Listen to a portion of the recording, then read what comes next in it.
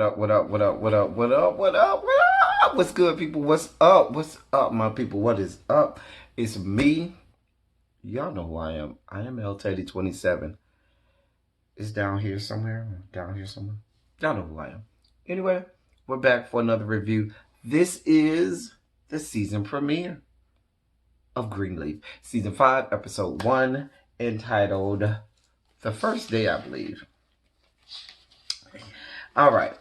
So, if I'm wrong, it'll be up here somewhere. Anyway, so let's get right down to it. Now, y'all know we loves us some Greenleaf, man. We loves us some Greenleaf. And naturally, there's a lot to catch up on. A lot to catch up on. So let's get right down to it. All right, y'all. So if y'all remember, we left off last season with Grace at the grave of her sister Faith, and this guy comes and says, "Oh, that must be your sister." Basically, she thought it was AJ at first. It wasn't AJ. She couldn't figure out who he was, how he got on the grounds, and then he left. Now, if you recall, I had the belief that it was an angel. I was like, this must be, I don't even recall. I'm asking you to recall. Maybe I should have watched my old review. I don't know. Maybe I should have went back and watched the last review for Greenleaf so I remember what I said. But I know y'all gonna remind me because that's what y'all do. Y'all agree to that. I think I said that I thought it was an angel. Of course I was right. Because I'm always right. When you're right as much as I am, you don't have to brag about it. Anyway, so Bishop, we start off with Bishop in an empty sanctuary. The sanctuary is empty because if y'all remember, at the end of last season, they told him this: we about to tear this whore down. This whole church, this bitch about to be towed down. Anyway, so the bishop is in an empty sanctuary, just looking at it and commiserating and looking at it and just taking it all in and really coming to terms with the fact that it's about to be gone. Grace comes in there with him and hugs him and so forth and embraces him. And so then they go outside and you see them just taking everything out. They taking everything out the church. They getting everything and taking it out. They either throwing it in the trash or they putting it on the truck to be hauled off somewhere, never to be seen again. And so Grace is like, Dad, I don't think we should have came out to see this. And he was like, no, sometimes you need to see something when it dies so that you come to terms with the fact that it's no longer there, that you can't go back to it. And then when he sees them carting off the cross that is on the steeple or whatnot, it really sinks in for him, and he was like, you know what, yeah, it's time to go. And I think he did need that. I think he and Grace did need to see I don't know why y'all always have me coughing when I get on this live like I got the virus or something. No, I ain't got no damn coronavirus. Anyway, him and Grace, they needed to see that. So there was closure. This was closure for them. This was the opportunity for them to see and know, yeah, it ain't, it's not going down like this no more. It's over. And so they needed that closure. So then we see Lady May at home. Lady May been fasting. The maid, what's the maid name? I can't remember the maid name right now. She trying to get Lady May to eat. Lady May ain't, she ain't having it. She's over there fasting. Not Trey, dear God. Charity comes in the room, going into another room. She looks at her, calls her a traitor. They exchange words, and Charity keeps it moving. Aaron comes over. Aaron tells Lady May, I'm here to see Grace. Lady May talks to Aaron and tells him, listen, you know what? I'm glad the church is going. I don't even want to fight for the church no more. That's good. You know what I'm saying? You know what? It ain't even that serious. I don't even care that the church going. But anyway, Grace comes home. He tells Grace, listen, I need to talk to you, but I need AJ to be here with you when I talk to you. So then we off to Carissa. Listen, Carissa and Jacob is upstairs. They've been at odds. And she wants this divorce. Jacob is Jacob is so funny. Of course, there's reference to clap on, clap off, clap on, clap off the clapper. Of course, you have to reference the fact that she has the clap. And he was like, you know, I could start telling everybody your business, letting them know you got the clap, VD. But she was like, don't be spreading my business all over the place. You know, you spread your cooch all over the place. That's how you got the clap. Anyway, basically, you know, she brought him this will that kind of proves that the family, with the help of Mac, Lady Mae's brother, had the lady who originally owned the property where the Greenleaf Estates is. They had her killed off and had her will changed. And so she's supposedly supposed to use that to expose them. And Carissa said, listen, if you give me everything I want in this divorce settlement, I won't say nothing about it. I'll keep it punching and keep it moving. If you do, if you don't give me what I want in the divorce settlement, baby, all this is coming out. Next, we see Sophia. Child Sophia is still supposedly dating a football player who is not, and she's still not talking to her cousin. Well, I can't think of the cousin name. I'm getting like my good friend, my big sis, really BTV with names now. I can't remember the cousin's name. Dog. Jacob's daughter. Whatever her name is. Y'all know who I'm talking about. But anyway, and the basketball player's ex-girlfriend is still staying with the cousin. Charity is down there to Calvary, or what's left of Calvary. And, you know, she's the associate pastor. So she in there talking to Phil and letting Phil know that, listen, she done lost everything she had. She done lost her family. She done lost the respect of everybody she knows. She done lost basically everything. She done lost him. So all she has is this associate pastor job. So, because he was kind of worried that she was going to try to, you know, mess everything up. And she was like, no, I'm not going to do nothing to mess this up. I'm here to do everything I can to keep this, because this is all I got in the world. Right, because you a whole ass mess, Charity. A whole ass mess. Don't nobody feel bad for you. Don't cry for me, Argentina. Don't cry for me, Argentina. Don't cry for me, Argentina. Nobody cares about your little crocodile tears, Charity, okay? Nobody. Anyway, care about you. Just a mess. Just a damn mess. That damn Charity is a damn mess. Anyway, they got a meeting before the board, and she was like, don't worry, we'll have a united front before the board. Don't worry. She keeps throwing in these jabs about Judy and everything. Girl, get over it. Don't nobody care. Don't nobody care. Aaron then talks to Grace, and he tells Grace, AJ is there, he tells them, listen, your case is closed. Remember, AJ had the whole case about him stealing drugs at the pharmacy, and AJ admitted to Grace that, yes, I did do it. I did do it. So apparently, the case is closed because the police believe that it was another guy that looked really similar to AJ, and that guy is the one who had also stolen medications and drugs from other pharmacies around town. But the guy died last night, the previous night, and so the guy can't be tried because he's dead. So basically, the case is closed. AJ gets away scot-free, and there's nothing that's going to come of it. AJ just gets away with it. And so Aaron, they're looking all crazy. Aaron is like, well, what's going on? And they were like, don't worry about it. Because they know AJ did it, because Aaron was like, this has to be some kind of miracle. Here we are, our whole angel, notion, our whole thing that this was an angel the whole time. Because magically you came, you did all that stuff, and magically you died, and ain't nobody gonna get charged with it. Hello, when you write as much as I am, you don't have to brag about it. Just saying. Anyway, so then next thing we see is Jacob talking to Aaron, because Aaron is coming out of the house, and Jacob talks to him because Jacob wants some advice from Aaron. Then we see Grace. She goes to see Darius, Rick Fox character Darius, and Darius didn't want to see her because she broke his heart.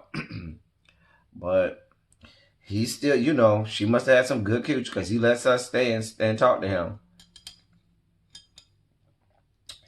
Aaron tells Jacob, because Jacob asks Aaron about the will. So Aaron tells Jacob, listen, your best bet with this will situation is find the original will, the one that this will superseded, and then that'll give you a lot of information that you're going to need to figure out whether or not Carissa and whoever she's working with really has a case legally.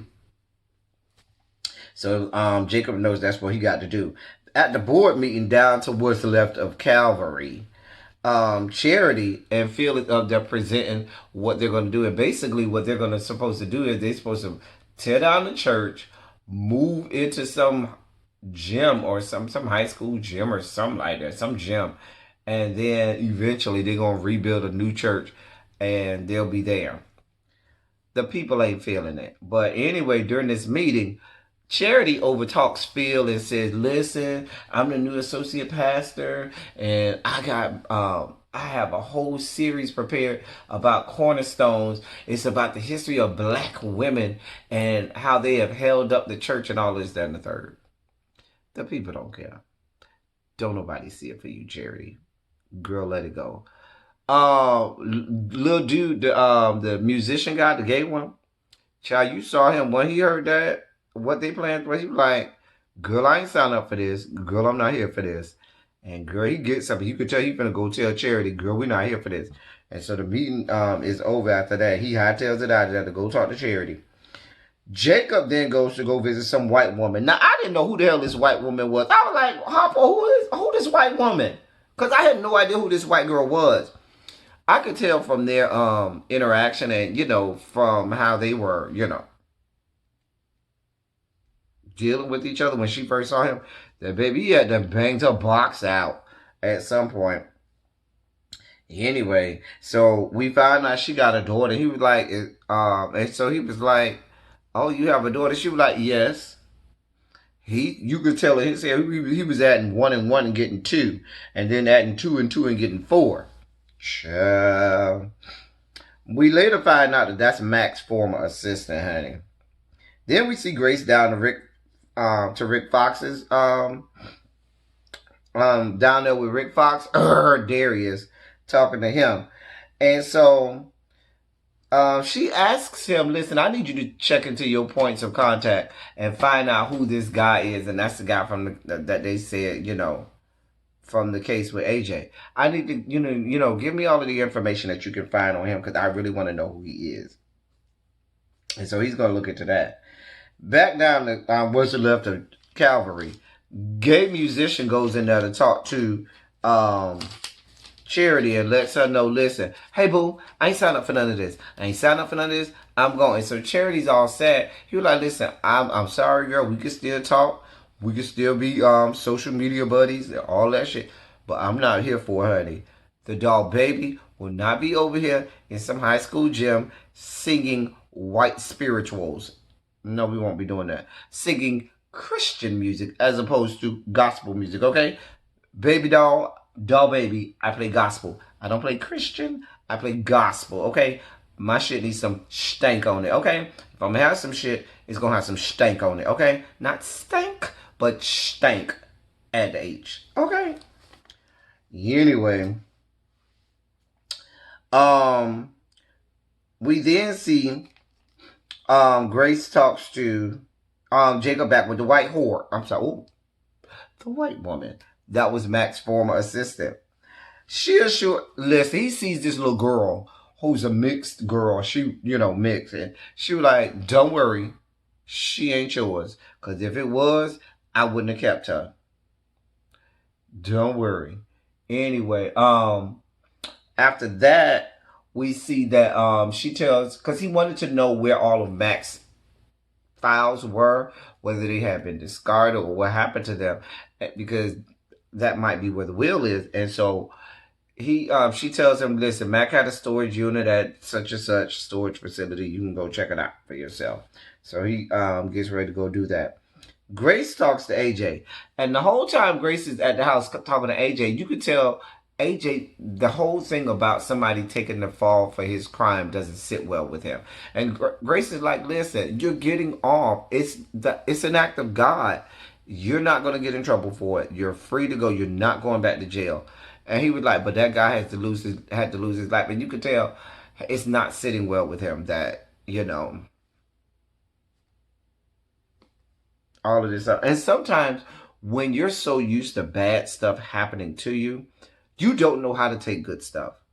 Some people have been down in the depths and in the dumps so long that when something good finally happens, when life finally gives you a bone, when fate and karma says, girl, I see it for you today, you don't even know how to take that. And you would rather wallow in, self-pity or wallow in despair and grief rather than accept the turn of fate that you got.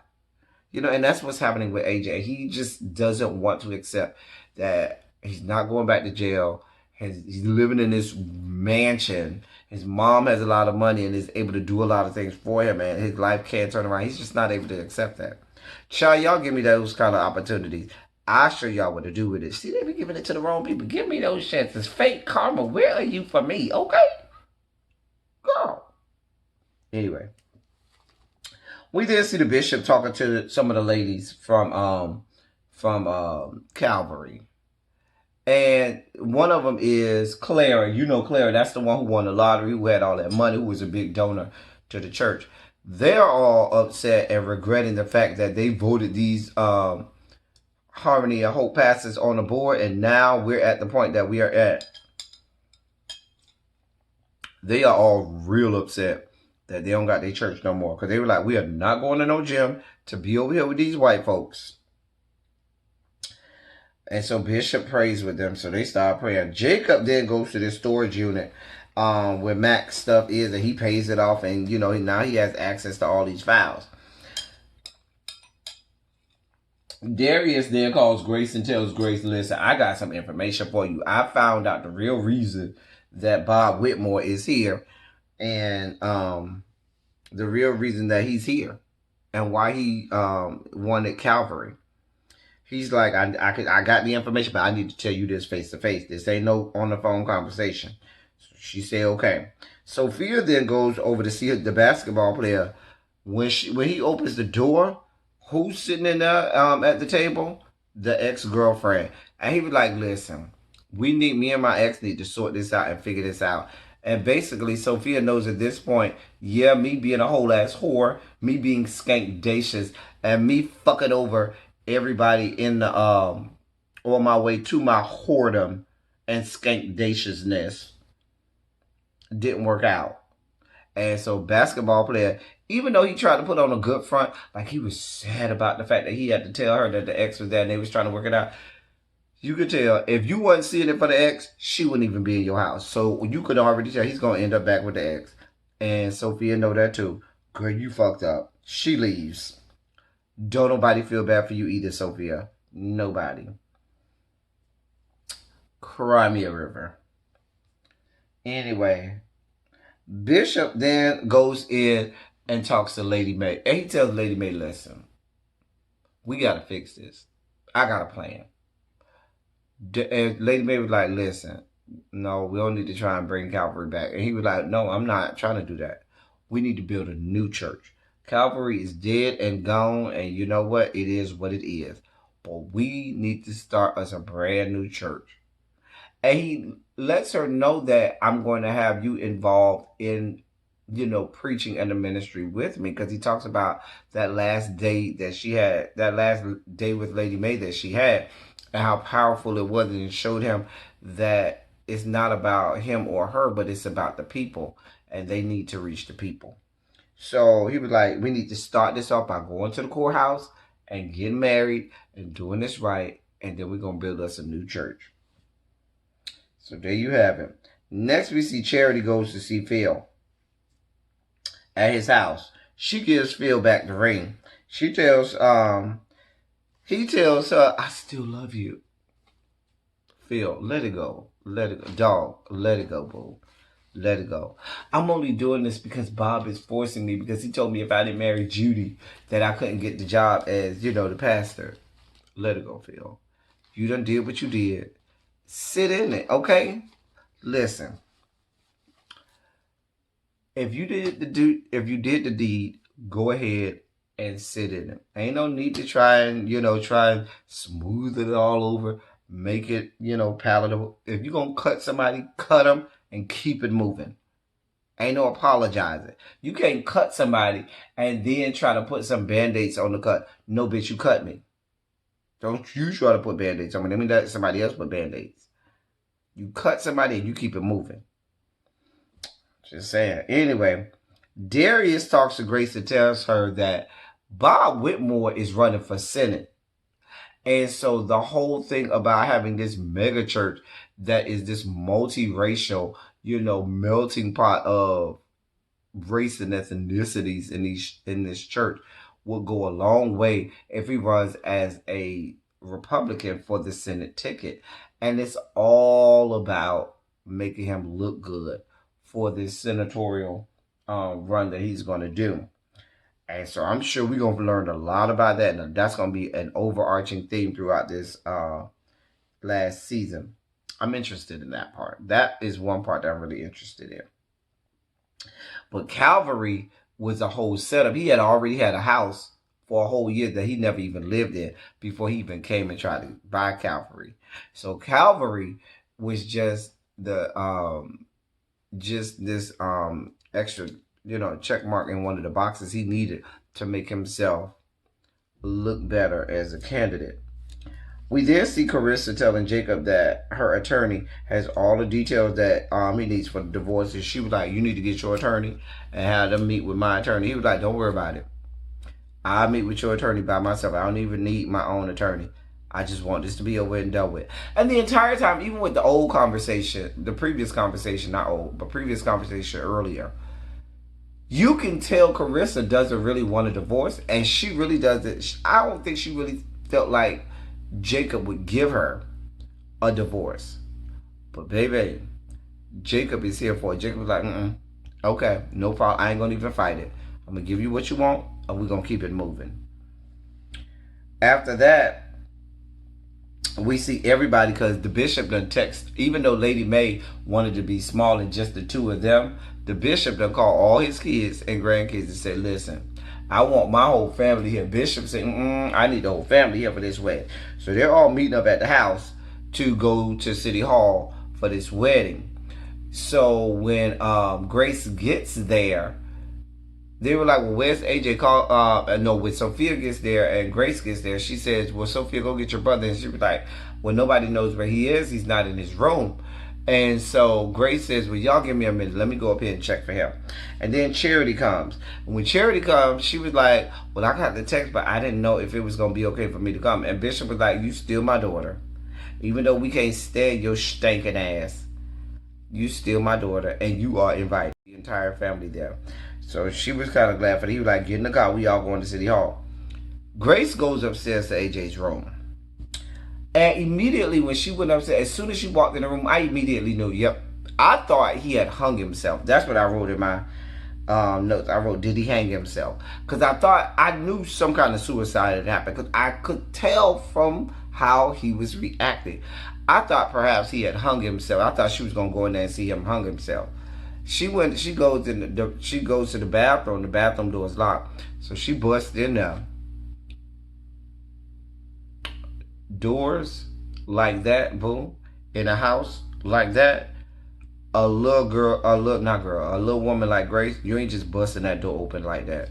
But I'm gonna let y'all have that for the, television, for the magic of television. Okay, I'm gonna let y'all have it.